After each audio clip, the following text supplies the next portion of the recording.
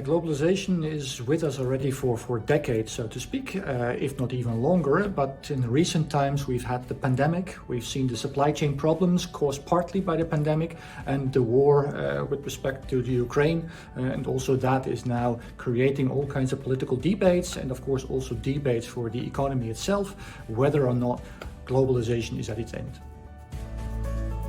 What we observe is that there is a general tendency of globalization to increase over time. So it's on the one hand a slow process. On the other hand, we see that it's very often triggered by larger events.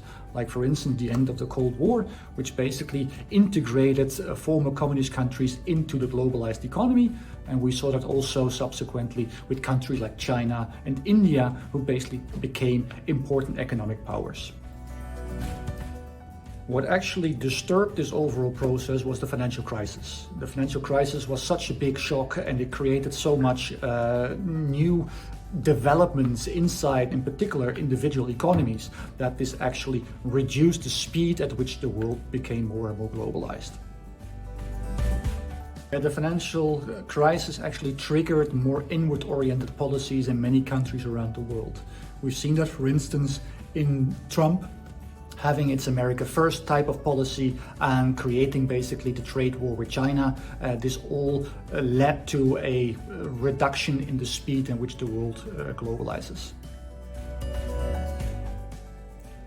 Globalization goes beyond trade and trade wars. We look at social and political globalization. For example, how open is a government to other countries in terms of how many embassies are there from other countries, or how many NGOs are located there. It's also important to look how connected countries are in terms of how many international students are there or how many international tourists are there.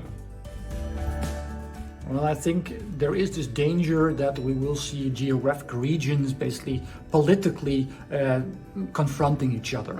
That is not necessarily good for globalization. But on the other hand, we're also talking about other phenomena, namely that our supply chains needs to be more resilient. And resilience doesn't mean that we reduce globalization. It simply means that we increase the network of potential suppliers. So it's not necessarily the case that globalization goes down, but it will probably be of a different kind than we've seen in the last decades.